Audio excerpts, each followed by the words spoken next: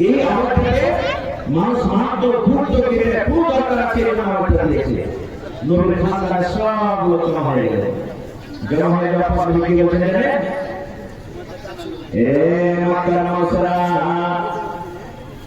এ আমার বংশের লোকেরা তোমরা শুনে নাও আমি মুহাম্মদ বিন আব্দুল্লাহ নবীর নাম হলো মুহাম্মদ সাল্লাল্লাহু আলাইহি সাল্লাম আপনি নবীর নাম বাপের নাম হলো আব্দুল্লাহ নবী আমাকে বলছেন এই আমার বংশের মানুষেরা এই আমার খানদানের মানুষেরা আমি মুহাম্মদ বিন আব্দুল্লাহ আল্লাহ কোরআনে আমাকে নবী করেছেন আমার পরে কোরআন নাযিল হয় আল্লাহর পক্ষ থেকে আমার কাছে ফেরেশতা এসে আমাকে কোরআন শিখিয়ে দেন আমার কাছে কোরআন নাযিল হয় এই মক্কার মানুষেরা এই আমার খানদানের মানুষেরা তোমরা শুনে নাও নবী প্রথমে কি দিয়ে বোঝাতেন দেখেন নবী বলেছেন এ মক্কার মানুষেরা আমি যদি তোমাদেরকে বলি এই যে তোমরা একটা পাহাড় দেখতে পাও আর পাহাড়ের পিছন থেকে পাহাড়ের অন্য দিক থেকে খুব বড় একটা খুব বড় একটা লস্কর খুব বড় একটা সৈনিক লাঠি নিয়ে তীর নিয়ে তলোয়ার নিয়ে যুদ্ধ করার জন্য তোমাদেরকে মারার জন্য তোমাদের কাছে চলে আসছে তাহলে তোমরা আমার কথাটা মানবে কি মানবে না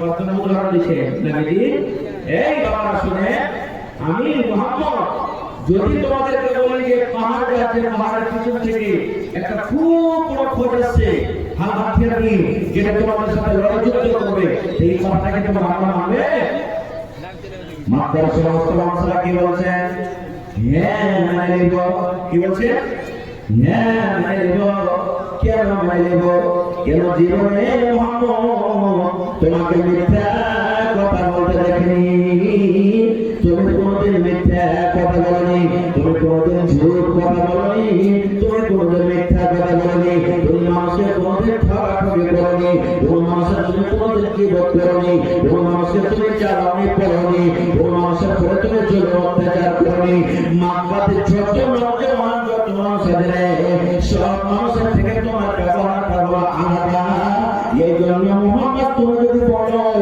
এই পাহাড়ের উপর থেকে একটা ফৌজ আছে আর ওই ফৌজটা এসে লড়াই করবে যুদ্ধ করবে আমরা মেনে নিলাম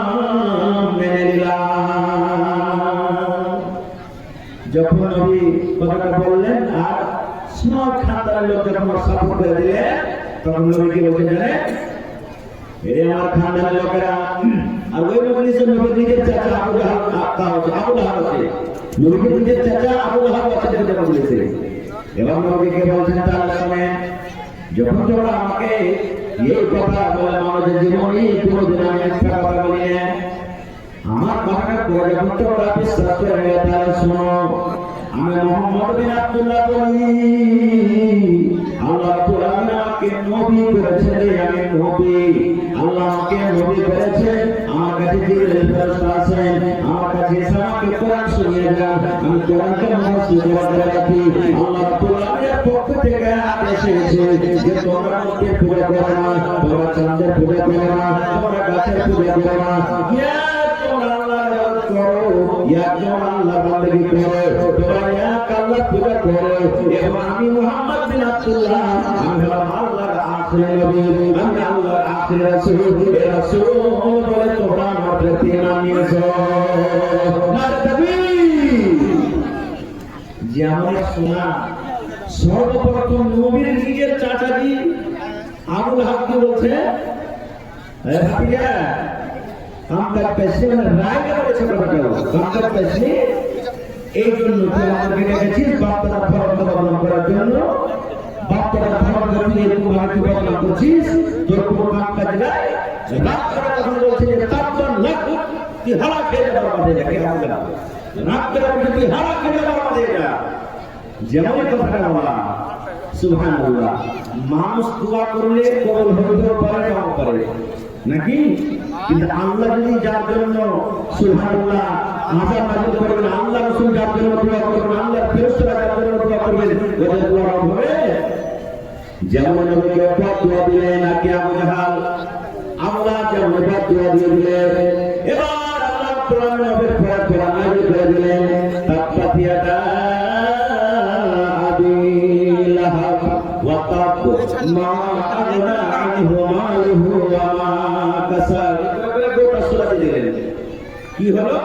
আল্লাহ তাআলা হালাকাতের কথা, বরবাদের কথা আবু লাহাবের ব্যাপারে আল্লাহ দিয়ে দিলেন। আমি ওদিকে যাব না, কথাটা লম্বা হয়ে যাবে।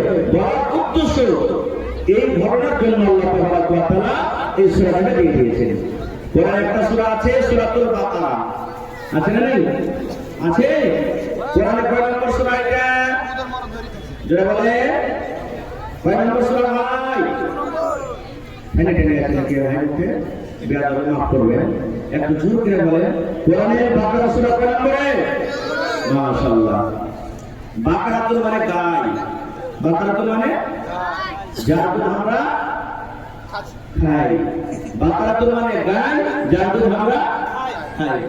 গায়ের দুধ খেয়ে না আল্লাহর সালাম মেলা নামাজ পড়লে দুধ খেতে হয়, খেয়ে দিবে মেলা নামাজ খেতে খারাপ হয়ে যাবে না। তো বাকারাতুল মানে গায়, এখানে গায়ের কথা একটা আছে, আছে তো মেলা ধরে না, কিন্তু একটা গায়ের কথা আছে। যেমন গায়ের কথা আছে, আমি ঘটনা থেকে যাবো না, শোনাতে এক মিনিটে বলছি, শুধু শোনাবেলা আল্লাহ কেন দিয়েছে। মুসা আলাইহিস সালাম একজন নবী ছিলেন, ওই নবী জামানাতে একটা লোক ছিল, ওর আওলাদ কোনো ছিল না, ওর কিন্তু একটা ভাতিজা ছিল।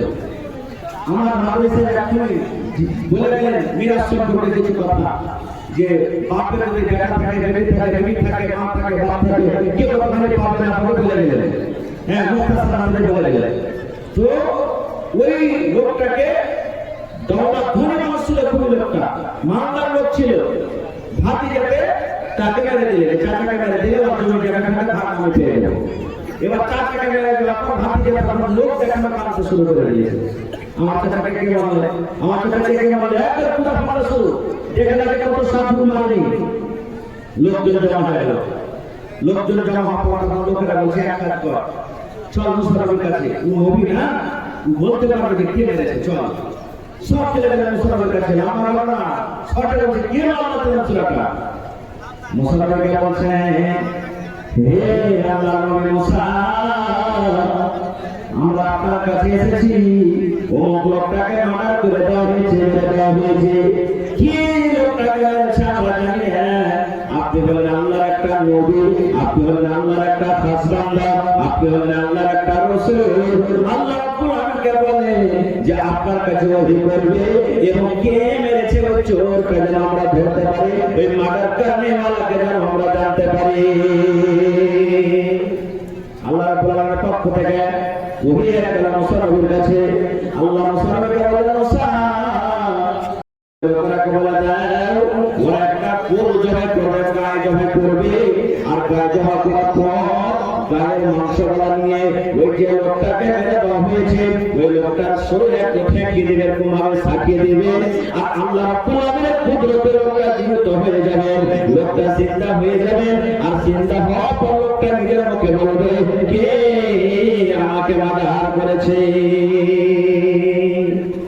এবারে করে করে করে করে ঘটনা কেমন ভাবে গায়ে ধরলে, কেমন করে গায়ে ধরলে, কেমন করে চিন্তা হবে, কোন কেমন করে গায়ে মেলা কথা আসবে থেকে আমি যাবো না, ফের কোনোদিন চলে আসবে আমার।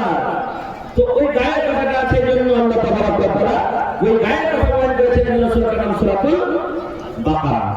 এই করতে করতে কোরআনে একটা আছে সূরা ইউসুফ, আছে না নেই?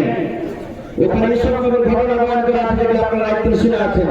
কোরআনে একটা আছে সূরা মারিয়াম, মারিয়াম সূরা, মানে মারিয়ামের ঘটনা আছে ওখানে।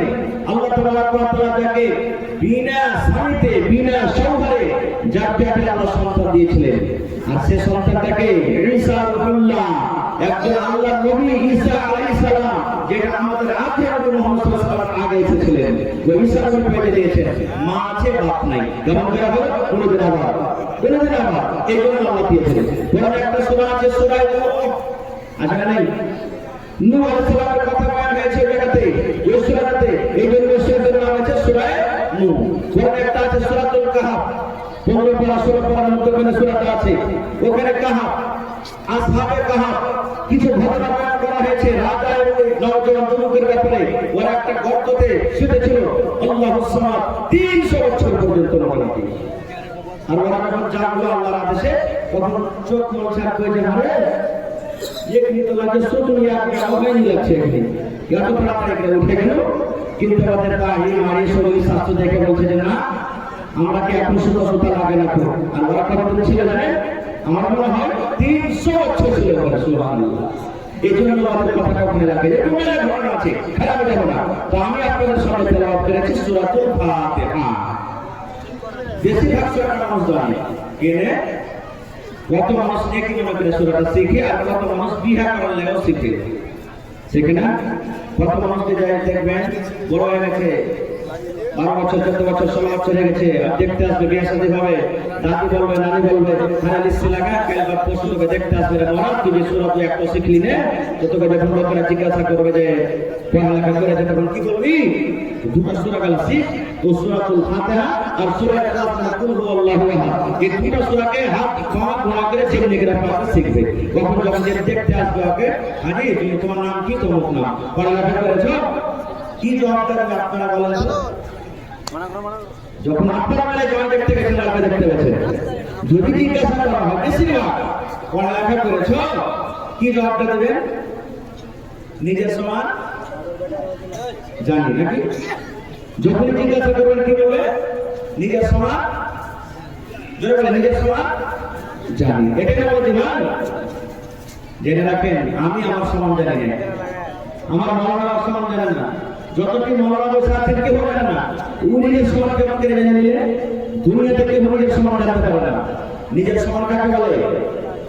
কোর্টে দরকার হয়ে গেল, কোর্টে আমি উকিলের কাজ করে দিলাম, জজের কাজ করে দিলাম, বাড়িতে বেমার আছে ডাক্তারের কাজ করে দিলাম, থানা দরকার হয়ে গেল মুখের কাজ করে দিলাম, ওরে আল্লাহ তার কাজ করে দিলাম, শরীয়তের কাজ হলো শরীয়তের কাজ করে দিলাম। ये पूरे 7 जुदार करके पूर्ण करते হবে। এর মানে হলো